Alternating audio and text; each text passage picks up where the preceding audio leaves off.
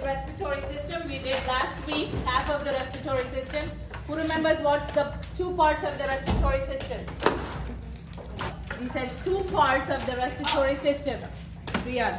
Upper and lower. What is in the upper respiratory system, we said? What is the upper part of the respiratory system we talked about last week? Remember? We talked, where does the air go in through? Through the nose. And then, what was in the back we had? Through pharynx, larynx. What was the holes in your face called? Sienna is answering. What clogs up when you get a cold? Sinuses. Okay. What is the lower respiratory tract consist of? Adrian. We talked about it last week. Alveoli. Alveoli. Okay. So we talked about pharynx. Beyond the pharynx, everything is our lower respiratory tract. What did we say? What is the little tube that we have in between called as? Esophagus? No, esophagus is your food pipe. That was our digestive system. Wait, where? This is in the No, head, right? diaphragm is right here. Wait, this is in the head, right? Larynx? Not in the head, in the chest. We are below the pharynx now. Something tube? Something tube. Trachea. Trachea. Your windpipe is called trachea. And then we said what else we have? We had the trachea.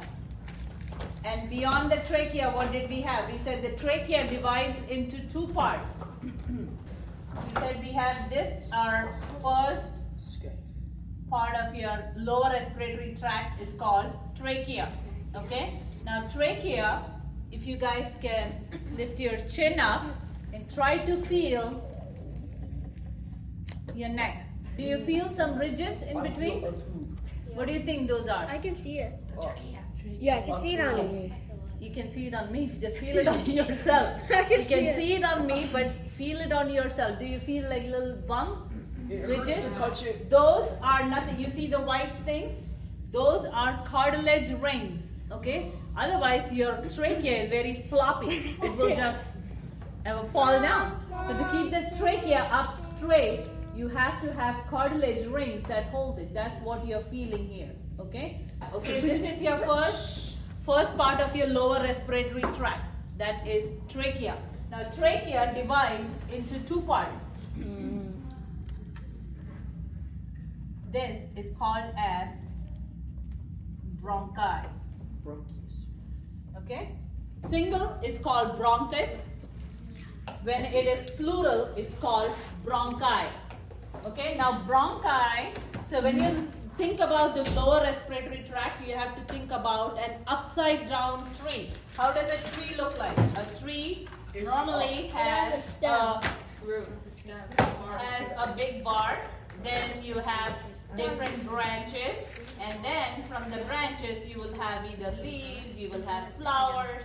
So you have to think your respiratory system as an upside down tree, okay? Where the bark of the tree is your trachea. Your different stems are going to be your bronchi, okay? The singular one is called as bronchus, plural is bronchi. Now this bronchus, now this is a right one. Remember, last week I told you on the x-ray, this is your right side, this is your left side. So right bronchus and this is your left bronchus. Now each bronchus divides into smaller parts, okay? And they branch out into multiple smaller, they are called as bronchioles. Say that word, bronchioles. So we talked about trachea. Trachea divides into bronchi. Bronchi divides further into bronchioles. So we have the tree, the big bark goes into different stem, and then we are going into individual branches here, okay? And at the end of the branch, you have either a fruit or you have a flower, okay? Now, at the end of each bronchi, you will have what Rihan likes to call as Ravioli. ravioli, but it's not ravioli, it's alveoli, okay? These are called alveoli. Alveoli are nothing but air sacs that you have at the bottom of your lungs. How many lungs do you have? Raise your hands. 10 billion. Paulina, 2 lungs, okay? So each side you have 2 lungs. So suppose this is 1 lung and this is another. What are the rings called again? Can you look it up? Cartilage. Those are cartilage rings, okay? So if you look on this picture, this is a enlarged picture of your lower respiratory tract. You have your trachea. See how it divides into bronchi, and then you have multiple bronchioles, and at the tip of each bronchiole you have a tiny little alveoli. Now alveoli, this blown up picture of this alveoli is where exactly gas exchange is happening. Remember last week I told you about gas exchange? What was the difference between respiration and breathing, we said? Respiration is the process and breathing is just coming in and out. Coming in and out. Breathing is just taking air in and breathing it out. Respiration was not only breathing in, breathing out, but there's exchange of gas. What was the 2 gases that we talked about last week? Yes. In the lungs. 2 gas in the lungs. Oxygen and Jayden. Carbon dioxide. Carbon dioxide. What is room air? How much percentage of oxygen was in room air? Marcel. The molecular percentage of oxygen that was in the room air was exactly, and I wrote it right here somewhere. So there's consists of 21% oxygen. 21% oxygen in room air. What is the remaining air consist of? Yes. Nitrogen. What? Nitrogen. Nitrogen, 78%, and then other? Yes. carbon dioxide is 1%. Carbon dioxide and other gases are remaining 1%. Okay. So now we talked about all the other parts of the lower respiratory system. One more part that we didn't talk is the muscle that is responsible, that is at the end of our respiratory system. We talked about it a little bit last week. What was this muscle called as? The muscle below the lungs. Who remembers? That's diaphragm was the muscle that is responsible for our breathing. So now, how many trachea did we talk about? How many trachea does each person have? 10. 1. 1 Oh, not trachea. How many bronchi do you think, based on the 2. picture? 2. 21. We raise hands, okay? 2 bronchi. How many bronchioles do you think we have? 2. A billion. No, A lot. not a. Hey, that's mine. Yes. Too much. Too Thank much. you, Shiloh. Too much. Too to much. count. 2 bronchi? No. Too much to You count. remember in the picture, there are 2 bronchi, but bronchioles, each one is dividing into multiple bronchioles. 12. Exactly. lot. Too much So to count. estimated bronchioles in an adult lung is 30,000. That is a lot. 30,000 bronchioles, okay, between both the lungs. Sounds like bronchioles. That's Bronchiole. like rarer than having a future. How many lungs do we have? 2. Simka? 2. 1. Now each lung is divided into lobes. So if you look at this picture clearly, if everyone can see this picture, Yes. the lungs are divided into little sections, okay? The right lung is divided, suppose this is your right lung. The right lung is divided into 3 parts, okay? And your left lung is divided only into, 1. there's a line in there, how can it be 1, Rehan? 2. Divided into 2. So each lobe of the lung is divided, okay? Then pay attention. So right lung is divided into 3 lobes and your left lung is divided into 2 lobes. 1. So, 2. 2 lobes. Each lung is divided into lobes. So how many lobes we have total between both the lungs? 5. There are total 5 lungs. Right lung has 3 lobes and left lung has 2 lobes. Wait, I didn't write that. Take your time. Just give us time. Take your time. So what did I tell you that what prevents your trachea from collapsing? What was the things that I told you? Yes, Lorianne. Cartilage rings. So the answer for this one is cartilage rings. Was there 7 of them, or am I just making stuff up? You are making stuff up. Oh, okay. Wow. I didn't write that either. Wait, did I? Cartilage rings. Now, 2 parts of respiration. What are 2 parts of respiration? When I say you are having respiration, what are the 2 parts? What do you do? Yes, Lorianne. Second? No, 2 parts of respiration is you breathe in and you breathe out. So the terms for respiration is 2 parts of respiration. The first part is called inhalation. Exhalation. Annihilation. Ben, pay attention. It's not a medical term. Okay? Inhalation and exhalation. Inhalation is where you're taking the air in through your nose or your mouth, and it goes in through your trachea, down to the bronchi, into the bronchioles, all the way down to your alveoli. And exhalation is the same process, but it's coming out from your alveoli into the bronchioles, into your bronchi, back into the trachea, and out through your mouth or your nose. So what do you think is the gas that we are taking in? Inside? Oxygen. Oxygen. And what is coming out? Carbon dioxide. Excellent. So inhalation involves oxygen, and coming out is carbon dioxide. That is just the scientific symbols, okay? For when you grow higher classes, you will learn oxygen. O2 stands for oxygen, and CO2 stands for carbon dioxide, okay? Now that we, the total amount of bronchioles. Oh, sorry, my answer is right up here, but I put it in the wrong spot.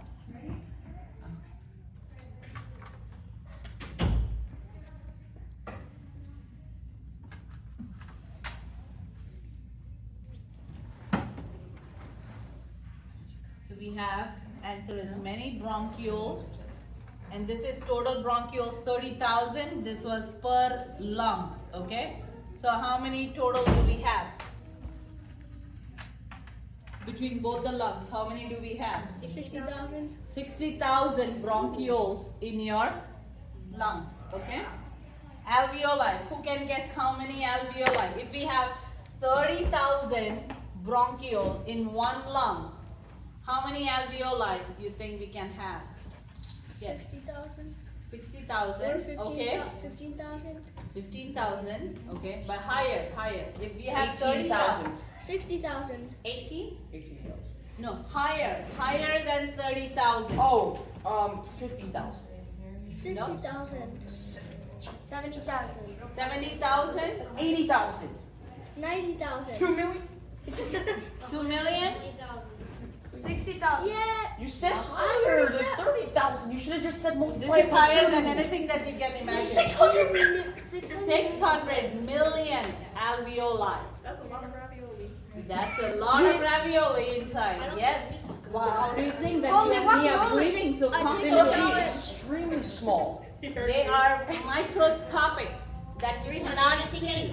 This 600 million. Did they is count under the influence of a microscope that you can see. Okay, when under the microscope, when you blow it up, is when you look like a bunch of grapes right here. Oh, They that's are gross. very Grapes. microscopic structure. Okay, the alveoli is a very microscopic structure. Okay, so 600 million alveoli between both your lungs. Okay, now total lung capacity. Now, what does total lung capacity mean? The amount of air someone can take in. Means what is the capacity of your lungs? 2 minutes. No, I'm saying capacity in terms of volume. How much oxygen can you take in In liters, I'm asking you in liters. It's measured in liters. 100 liters. 200 liters, I'd say 10 your lungs will blow up. 3 liters. 5 liters. Imagine in a normal body, 10 like liters. mine or your What are parents. liters? Are liters 10? No. Paulina. How much? 5 liters? Almost close. 6, 7, 3. It's 8. 6. That was right. 6 liters. So a good breath that you take in, you can expand your lungs to a total of 6 liters. So 6 liters is almost close to 2 gallons. 2 gallons of milk. 1 gallon is almost like what? 3.8 liters? Yeah. So little less than 2 gallons of air. Rihan, don't play with your glasses, please. You can have almost close to 2 gallons of air in your lungs. So when you breathe out, do you think you breathe out the entire 6 liters out? No. I was How gonna be much do dead. you breathe out, do you think? 12%. 12%? 9. Bless you. You take out 9 liters. Rihan, 6 liters goes in, how much comes out, do you think? 25. 3. So out of the 6 liters that you take in, interesting fact, almost 70 to 80% still stays inside your lungs. So the amount of things that you're breathing out is only 20%. Okay, 20% is all that you breathe out. Remaining stays inside your lungs. Okay, Marcel, pay attention. Marcel's? I said Marcel, pay attention. That's a lot. That's a lot. That's a lot of air. Yeah, there's a lot of air. A lot of air that you're taking in. Now, diaphragm is the muscle that is helpful for your breathing. There is a muscle, right, that helps you breathe, but you don't have to consciously take an effort. Diaphragm, how many diaphragms do you think you have, Marcel, in your body? 200? Look at the picture. Do you see 200 diaphragms in there? I haven't seen. This is the diaphragm. This muscle is the diaphragm. 2? What? You have 1 diaphragm. Oh, dang. I see. I can't see.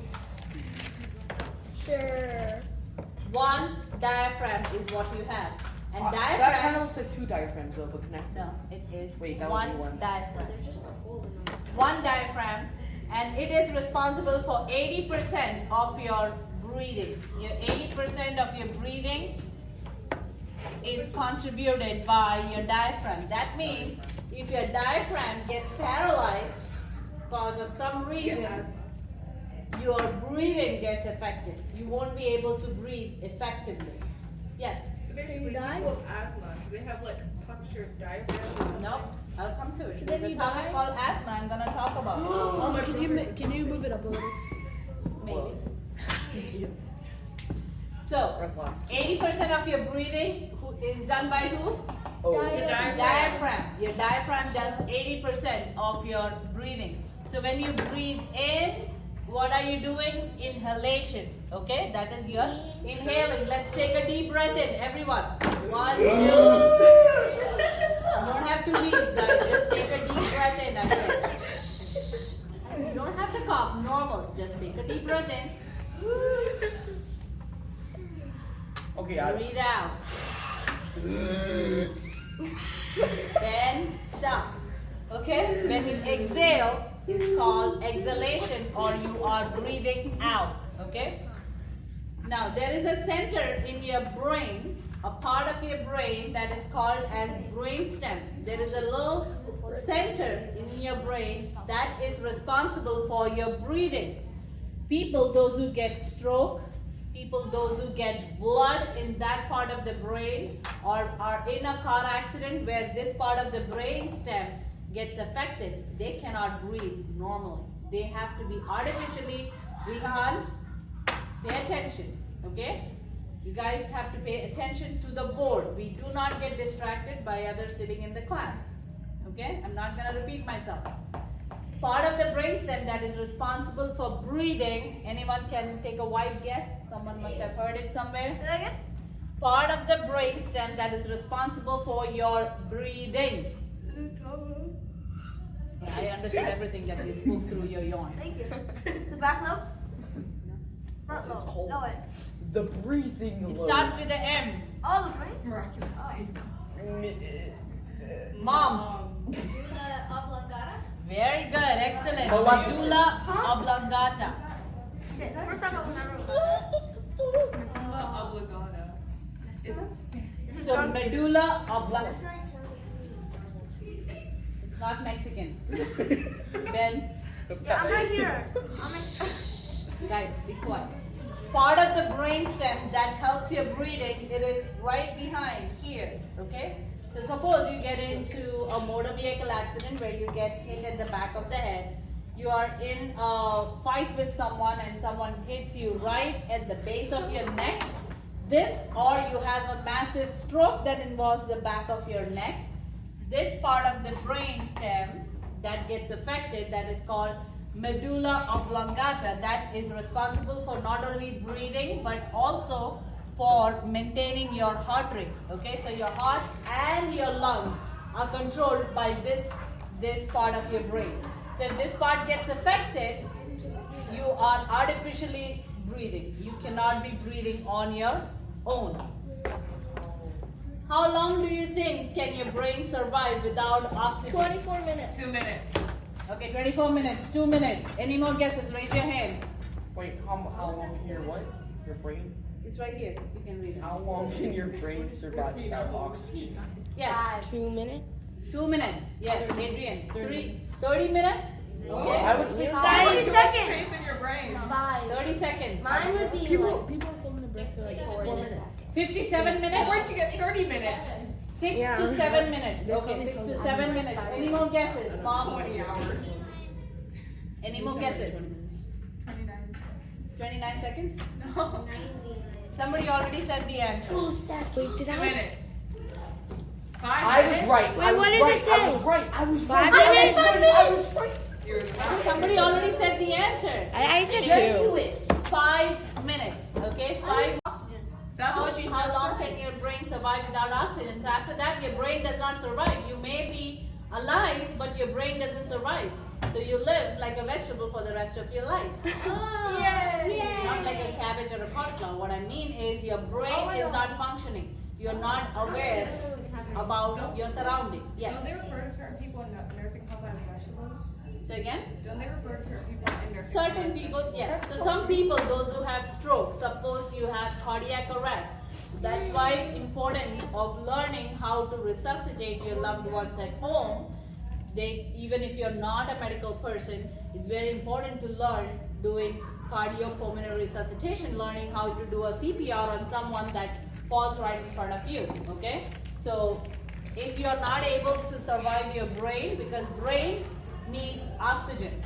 If you are choked, if you're underwater, if you have a massive stroke, if your brain does not get oxygen for 5 minutes, the cells in your brain are dead and they are permanent. People get heart attack. That is when oxygen supply to the heart gets affected. But once those blocked arteries are opened up, you do either stenting, you do open heart surgeries, those areas can regenerate or relive. But brain is one area of your body where the cells are dead, that death is permanent.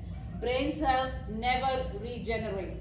That's why oxygen supply, if it is cut off for more than 5 minutes, you cannot have the brain survive. Because I work in an ICU, so I see this all the time. People come in cardiac arrest. Sometimes there are people see them last night and then the next morning they find them unconscious. You call 911, you resuscitate them, you bring them to the hospital. You can do whatever we can, but the nicest machines or the most advancement in medical technology can keep your loved one alive, but your brain does not survive. You cannot regenerate a brain, okay? Unless they do brain transplant, which is very rare, okay? Very rare. If your liver dies, part of your liver can be replaced. Kidney dies, kidney can be transplanted. Heart dies, heart is transplantable. Lungs, nowadays they do transplant lungs. They don't do brain. So very important oxygen supply to your brain. So what you breathe in is very important. Yes. My friend's little brother drowned in a pool. And Say again. my What? friend's little brother drowned in a pool, and he was still alive, but his brain cells. Correct. So if it is, his brain did not get oxygen in the first 5 minutes of resuscitation, you're done. You will live. You will live for 30, 40. Advancement of medical science is so good that we can keep you alive forever. So, but if your brain is not functioning, it's not a quality of life. So when I talk to people, when I talk to patients, it's very hard decision if somebody has to make. When I talk to people's loved ones, saying that your loved one is not mentally alive because there was lack of oxygen, but they're like, oh, their heart is beating, they're breathing, yes, there's so much advancement, I can keep them alive for many months, but there's no quality. Imagine yourself not able to relate to your family, not able to know what's going around. You're just laying there with no clue what's happening. That's not quality of life, right? Yes. That sounds kind of bad though, because like let's say you're laying down, right? You're still alive, so you're like, oh my goodness, I'm dead, I can't wait to go to heaven. And then you're just like sitting there for months and you're like, yes, let the me brain die. is not working. The brain is not working. So that's how important is oxygen to your brain. Now we had a question on asthma. Okay. So now I know people have asthma. Have you heard the condition, medical condition called asthma? I used to have it. Okay. Who has asthma? Red has asthma. My brothers. My friend has it. Okay. Asthma is very common. So remember the parts of the lungs that we talked about, the trachea, and then we talked about bronchi, bronchioles. So what happens with asthma is normally if your windpipe is open like this, with asthma, which can be Lorianne, Sienna, what happens is your airways, this is nothing but called as airway, okay? The way that the air travels is called airway. So the airway gets inflamed or swollen. It could be because of allergies, could be because of dust, could be any environmental pollutant that you can have, and the airway becomes swollen and it narrows down. So normally if your lungs, if your tube, that is the trachea and the bronchi are this big, so air can go freely in, their airway becomes this shut. So you cannot, air is trying to go and it doesn't go. That's when you hear the wheeze. That air trying to go in but cannot go in. But trust me, it sounds funny, but when someone is having an asthma attack, it is painful to see that, okay? Because they are fighting for their life to trying to get the air into their lungs. Sometimes the air goes in. Now there's an opposite condition where air goes in, but it cannot come out. It gets trapped in your lungs. You cannot have the air coming out, okay? So one of those conditions is called as COPD, is where the air gets trapped in your lung and it's not coming out. So too much carbon dioxide built up in your body. So guess what? You're gonna be sleepy all the time. Yes. so if asthma is when you can't have air come in, then shouldn't the one where air can't come out, shouldn't you just like reverse it, like How, instead you of just asthma push the you air have You AMSA? just go and tap on the No, I mean chest. like, Come on, get I out. mean the name, He's saying like you the reverse name. the word. Just reverse the word. You got asthma, you can't breathe in. You got De-asthma. AMSA, it can't come out. Very funny, Ben. Very funny. So Without the the disease good that causes the air to stay in is called COPD. That is a big combination of diseases that has many subparts, but one of the common one is, if you guys have heard, bronchitis. Yes. Bronchitis is nothing but inflammation where the bronchi, the two bronchi that you have, the right and the left, when they get swollen, things not going in. It could be from pneumonia, it could be from asthma, chronic asthma, or from allergens or environmental pollutants. All that can cause bronchitis. Some people have overreaction of their inner bronchi and bronchioles where they just keep making mucus. Remember last week we learned some of the protective mechanism that we have in the nose, that one of them is called mucus. Why do we make mucus? Who can tell me why do we make mucus? Rian, you remember why?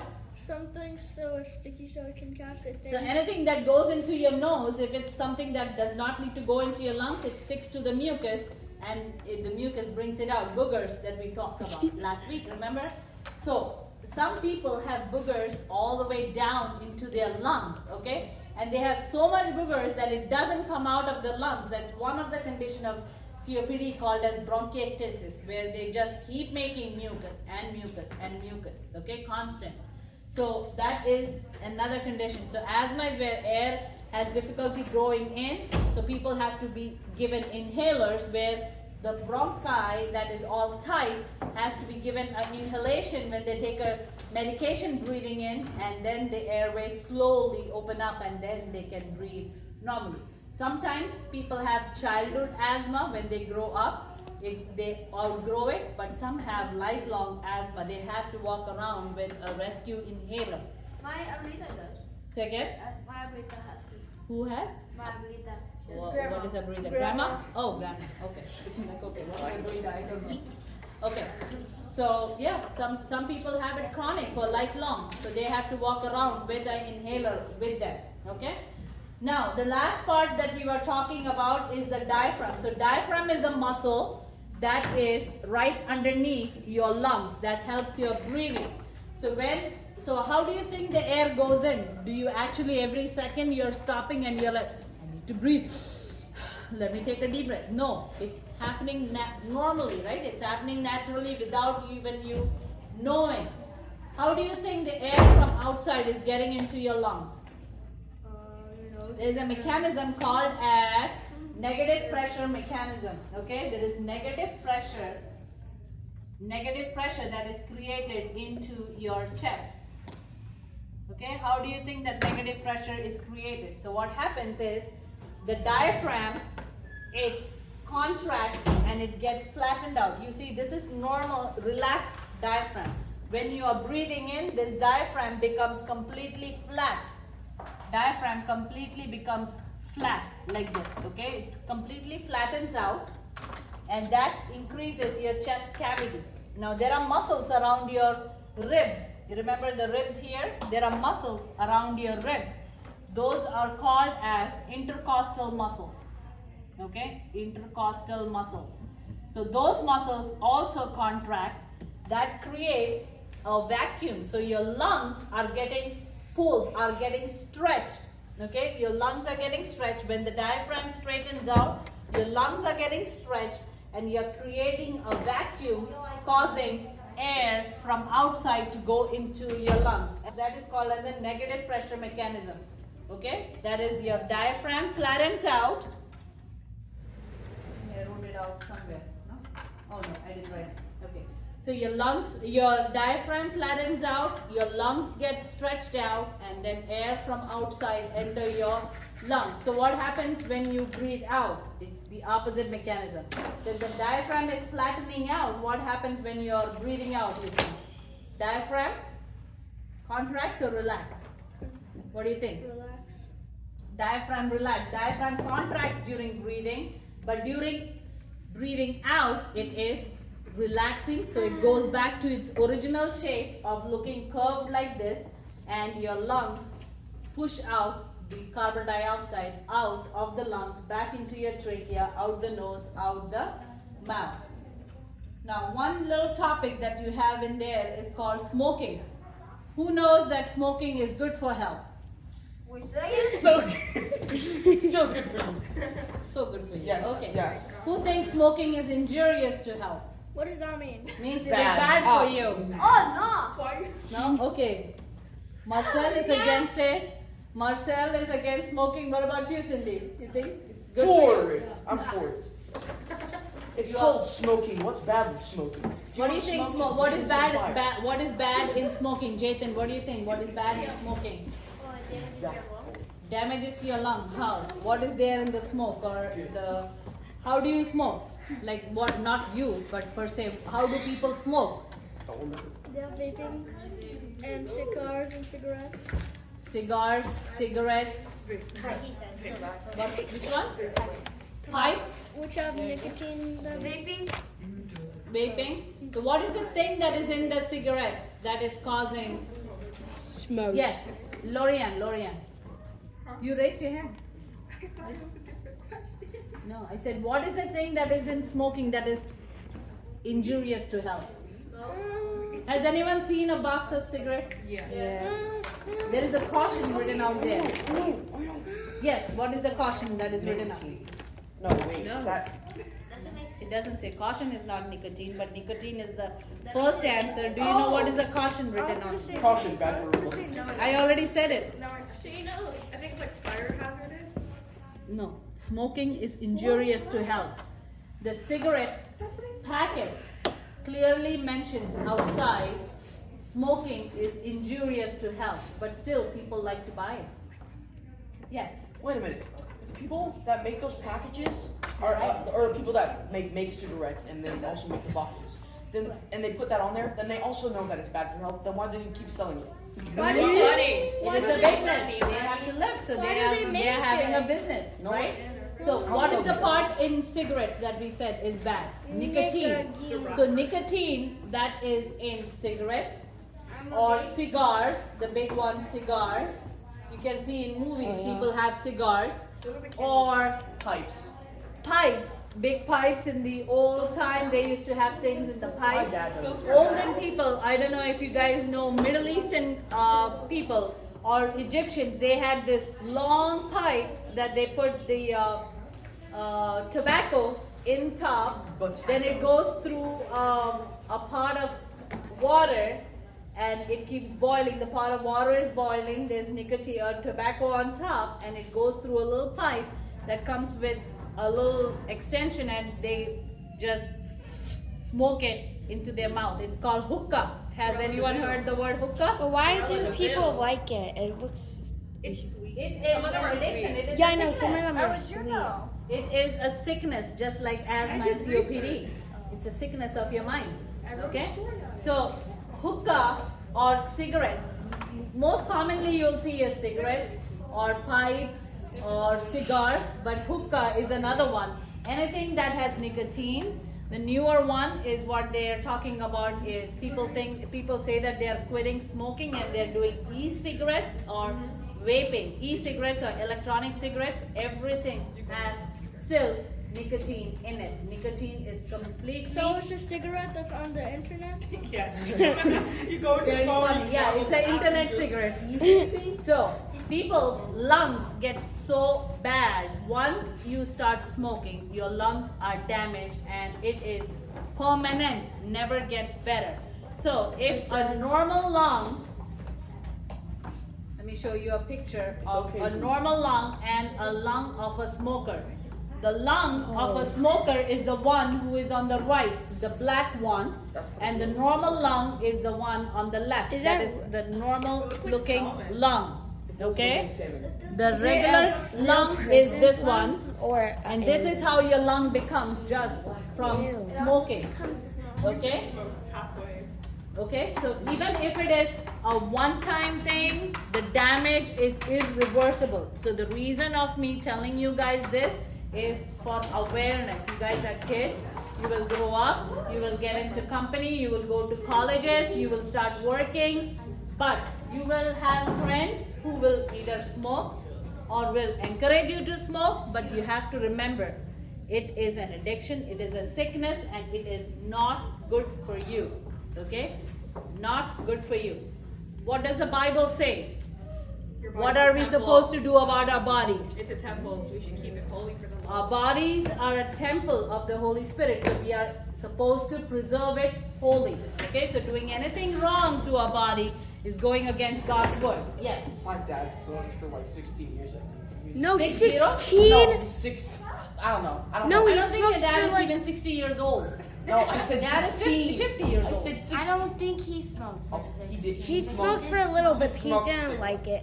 Oh, he There does. are many people But- who have smoked. You don't have to tell me who smoked and who didn't smoke. I'm not talking about the kids, but you didn't smoke. I know that. Thank you. He's Wait. like, I didn't smoke. Wait, is it bad? I'm not talking about kids, but among families, you may have family members. Could be your parents, could be your extended families, your grandparents. Somebody must have smoked. But people think that only smoking, directly smoking hurts. No. Even secondhand smoking hurts. Do you know what a secondhand smoke is? Yes, it's when you're in the same room or with someone, or you live Else, constantly with when you're in company with someone who is smoking, but you are not the one actually smoking, but you are actually smelling the smoke and you're inhaling that smoke in. So that is called secondhand smoking. You're living with a person. Suppose you're married to a man who is smoking and you are getting exposed to that smoke. That is secondhand smoking. But damage to your lung is almost going to be saved like the person who is still smoking. That's messed up. Okay? Correct. That's messed up. So you think you make wise decisions when you make choices for your life. Yes, sir. Is it bad to, like, my dad, he smokes some pipe like once a month with his But he friends. Is doesn't that like bad? it. He only, Yes, it is. Well, he doesn't like it, but he only does it because his friends are doing it, and he already smokes, so his We lungs make are choices so in life, terrible. right? Yeah. We make good choices and we make bad choices. So depends on what choices we make. So that is about smoking. The last part, I'm already running out of time, guys. Last part is about choking. Has anyone seen anyone choking? I've always wanted to see that. Oh wait, actually my brother, my little brother. Okay, there is something called as a universal choking sign. Choking sign. So if anyone while eating at a restaurant or you're eating dinner or eating lunch at home and you see someone going for their throat or having both hands around their neck, doesn't mean that they're trying to kill themselves. This is a universal choking sign. Okay guys? Universal choking sign. Ben, I'm going to keep all your questions for the last. Okay, thank you. Okay, so this is called as a universal choking sign. How do you think you can help that person? Just leave that person alone? No, go to the back and go. But wait a minute. Go to the back and go just... around them. No, go around them and go like. I think it was down here. What if somebody Down grabs here. I'm gonna have Shiloh come. Shiloh, come forward. I'm gonna show Heimlich maneuver on her. So this is guys, keep it low. So this maneuver is called as Marcel. Where you packing and going? I'm not done with the class. I see you're all packed up and ready to leave. Actually, I'm here. So there is something called as Heimlich maneuver. What is the maneuver? Marcel, what is this called? Which one? Maneuver.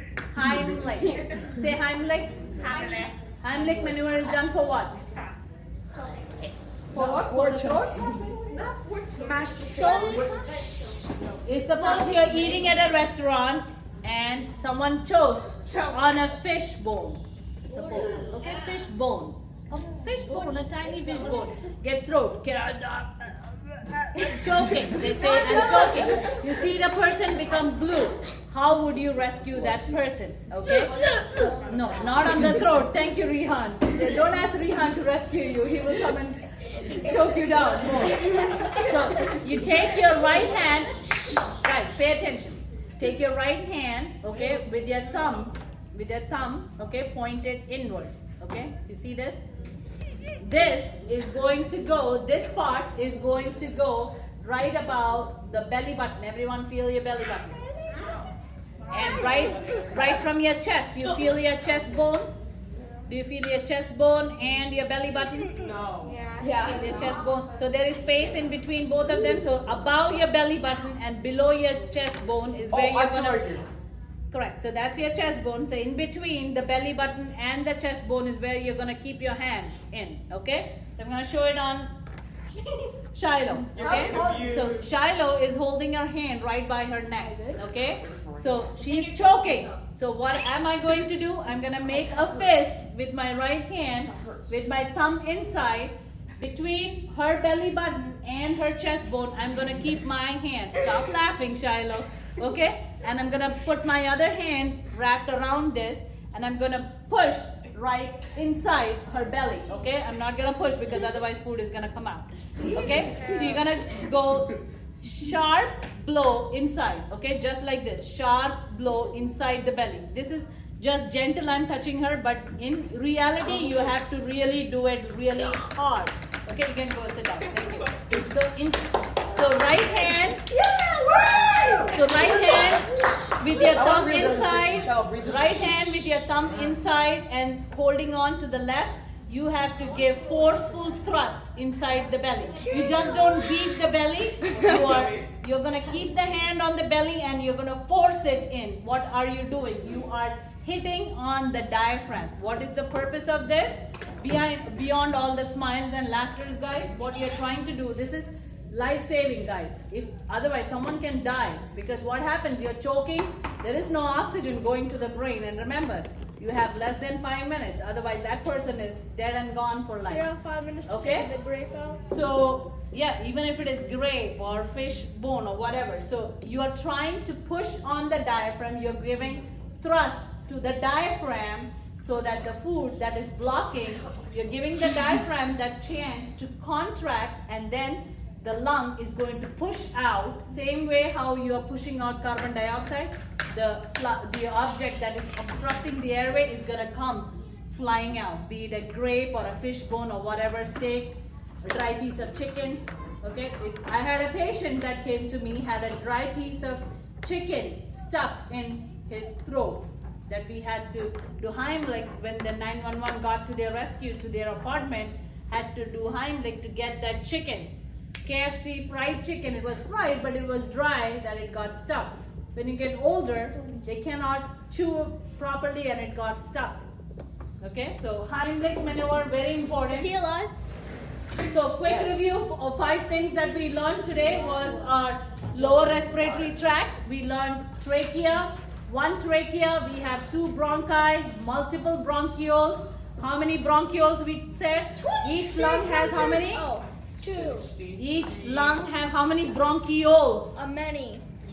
30,000 bronchioles in each lung that end into alveoli. How many alveoli? In 600 million between both the lungs. Okay. How many diaphragms we have? One diaphragm. Okay. Diaphragm does 80% of your breathing. Which part of the brainstem helps in your breathing? Medulla oblongata helps your breathing, helps you breathe. Yes. And then each lung is divided into lobes. Right lung has 3 lobes, left lung has 2 lobes. So total 5 lobes. What else we talked about? We talked about Heimlich maneuver. And I believe that's it. Smoking and asthma. So I asked some people to write about smoking speech. Did anyone write about smoking speech? Who did? Who did? Okay, Marcel is gonna read his smoking speech. Yes. What do you have under the bronchioles? It says many. There are many bronchioles, but the total amount is 30,000 in each lung. There are many bronchioles. See this one? There are multiple This is so bronchioles. blurry. There are multiple bronchioles, but it's